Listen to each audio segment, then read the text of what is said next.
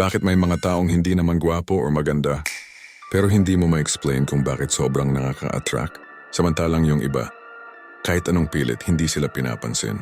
Ang sagot ay hindi mo makikita sa salamin, makikita mo sa psychology. Welcome back sa channel.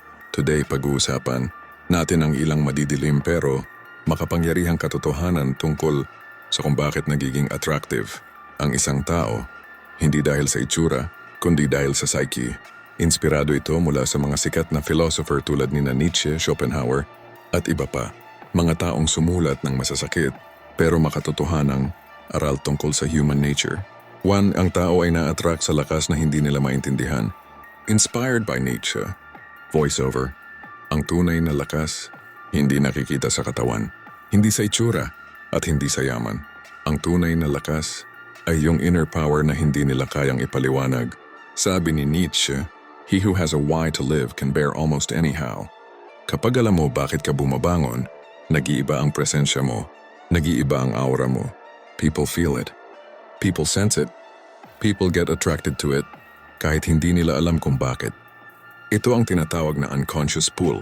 Kapag may direksyon ka, kapag may paninindigan ka, kapag hindi ka disposable, hindi ka easy to read, at hindi ka desperado, nagiging magnet ka. Dahil karamihan ng tao ngayon ay lost, kaya kapag may nakita silang taong malinaw ang purpose, may lakas ng loob, at kayang tumayo mag-isa, they are drawn to you. They admire you. They feel your power.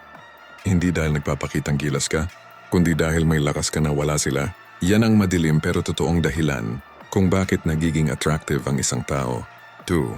Ang katahimikan mo ay mas malakas kaysa sa paliwanag mo. Inspired by Schopenhauer. Voiceover. Sa panahon ngayon, napakaraming maingay, pero kakaunti ang may tunay na bigat. Sabi ni Schopenhauer, "The more intelligent a person is, the more they prefer solitude." Ito ang pinakamadilim na katotohanan. Kapag hindi ka reactive, kapag hindi ka nagmamadaling magpaliwanag, kapag hindi ka naghahabol ng validation, mas lalo kang nagiging attractive. Dahil ang katahimikan ay nagpapakita ng control, ng confidence, ng self-respect.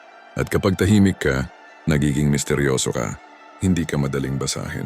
At ang hindi madaling basahin, mas nakaka-attract. People respect silence. People value distance. People crave mystery. Ang katahimikan mo ay nagbuo ng curiosity. At ang curiosity ay nagiging attraction. Hindi mo kailangang magpaliwanag sa lahat. Hindi mo kailangang ipilit ang sarili mo.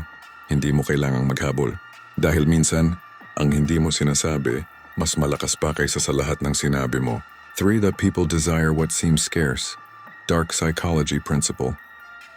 Ito ang isa sa pinaka-pinagbabawal na katotohanan sa psychology, pero ito rin ang pinakamadalas natin makita sa totoong buhay. People desire what seems scarce.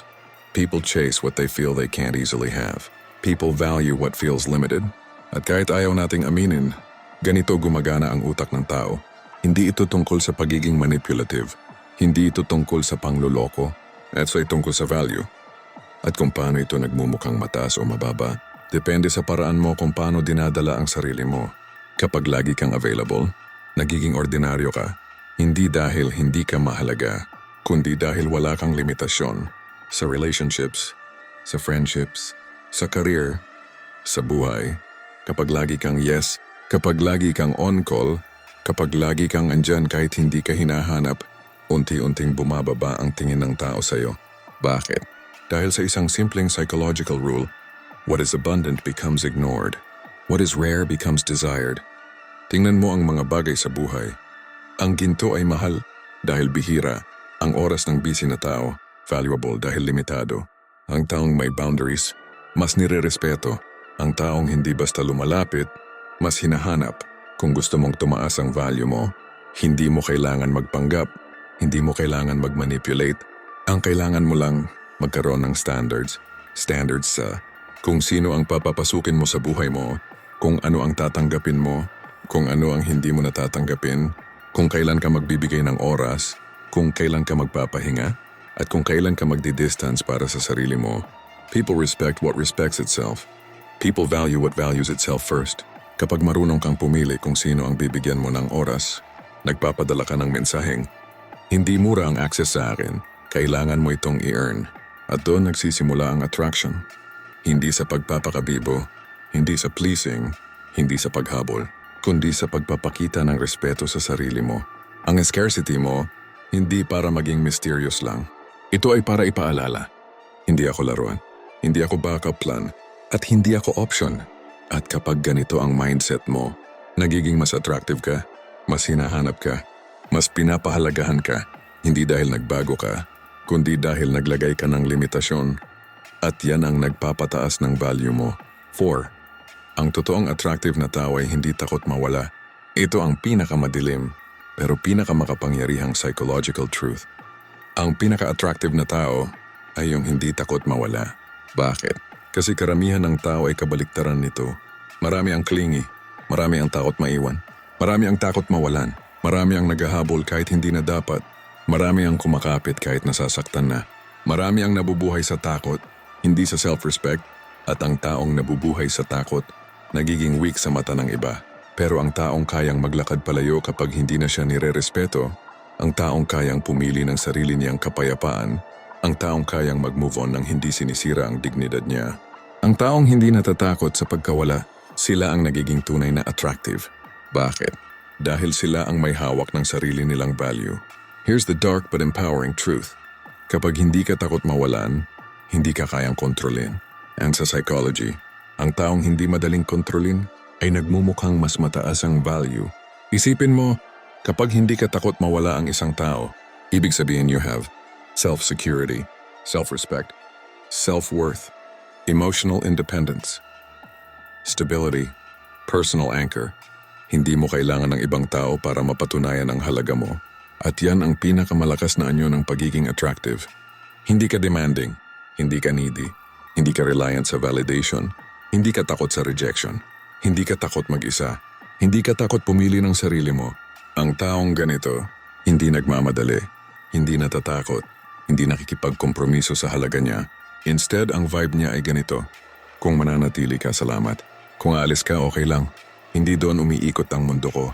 At yan ang nagiging dahilan kung bakit gusto ka ng tao.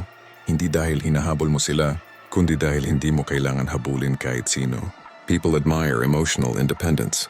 People desire emotional strength. People are naturally attracted to stability. At kapag nakita nila na hindi ka natitinag, hindi ka kinakain ng takot, hindi ka nagmamakaawa, at hindi mo ibinebenta ang dignity mo para lang sa pansamantalang atensyon, they become drawn to you. They respect you. They choose you. Hindi dahil perfect ka, kundi dahil meron kang lakas na wala sila. And in dark psychology, that inner power, that emotional freedom, is one of the strongest forms of attraction ever known. 5. Your deepest pain becomes your strongest magnet. Ito ang katotohanang pilit tinatakasan ng tao, pero ito rin ang isa sa pinakamakapangyarihang prinsipyo ng dark psychology.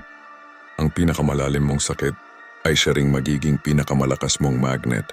Hindi dahil gusto ng tao ang paghihirap mo, kundi dahil ang taong dumaan sa sakit, nagkakaroon ng lalim na hindi matatagpuan sa taong hindi pa nasusunog ng buhay.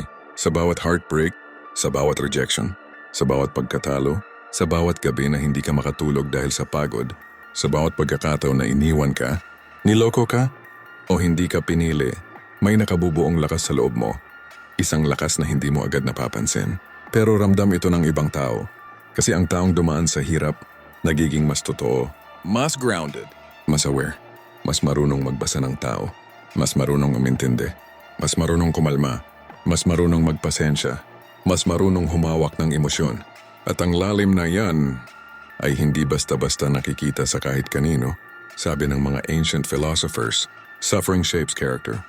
At tama sila, pain builds maturity. Pain builds empathy. Pain builds emotional control. Pain builds inner strength.